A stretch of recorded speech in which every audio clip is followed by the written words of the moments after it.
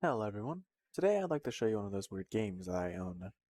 Dungeon Scavenger, or as it calls itself, Dungeon Scavenger, Inferno is the most hideous, boring, turn-based dungeon crawler I've bore witness to in my 20 years of gaming.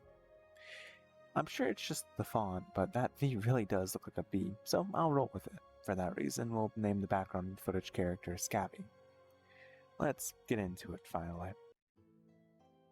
With stunning reviews on the front page like, I can see many people enjoying this game by Xron, I love this game, it's a true strategy type dungeon game by Truth is Unreal, great job on a classic RPG turn-based by the Roman legend Romulus himself, and a fun little RPG point-to-click type game by Shags23, you'd expect something far better, but you'd be sorely mistaken. In all honesty, I'm 99% sure all of the reviews that make it overwhelmingly positive are falsified or that they played something far different than me. I will say, yes, I have only played this game for an hour and a half, so this review is very service level.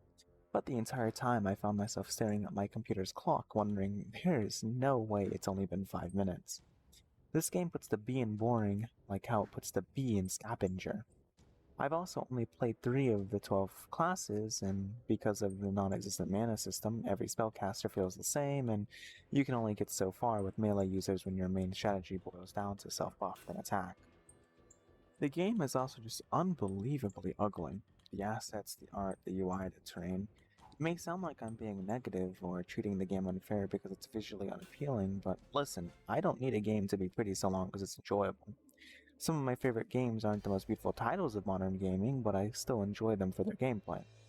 Dungeon Scavenger lacks enjoyable gameplay and just looks terrible.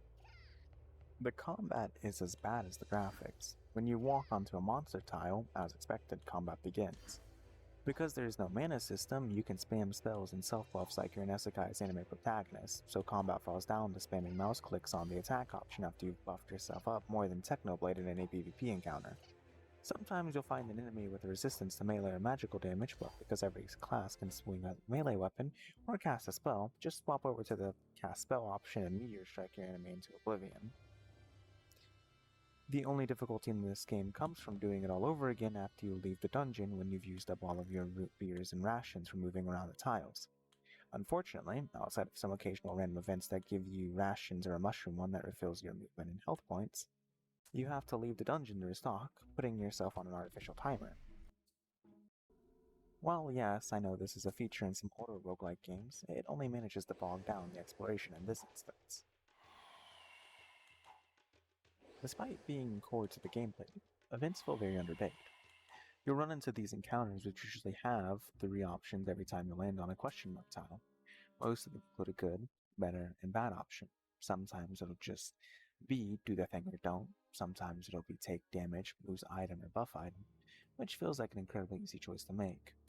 They lack any meaningful weight. If one includes a downside, you could waste a rest, or just use a buffing spell that costs nothing and invalidates that downside. Maybe later into the game they provide more variety, but as it stood when I played, they didn't add a meaningful enough change in gameplay. XP is also another underbaked system. You either spend 30 minutes grinding through a slog of enemies to level up, or randomly level up twice in a row. Quests also give XP, with varying challenges to fulfill for the repeatable ones you find in the inn. The Lord, a member of the town, is how you presumably follow the main quest. The town includes such beautiful things like the item shop, equipment shop, bank to deposit your money and items so you don't lose it when you die, the back alley where you can buy randomized goods, a seeker from which you can enchant things, an academy to seek tips and form skill point potions, an inn where you can rest and find quests, and finally a fucking zoo with an AI generated T-Rex. After you finish the main storyline, the game says you can upgrade the town, but from the looks of it, the changes are purely numerical. On the topic of AI generation, it looks like most of the class art and event art are AI generated, which I personally dislike. Because of this, their qualities vary one way or the other.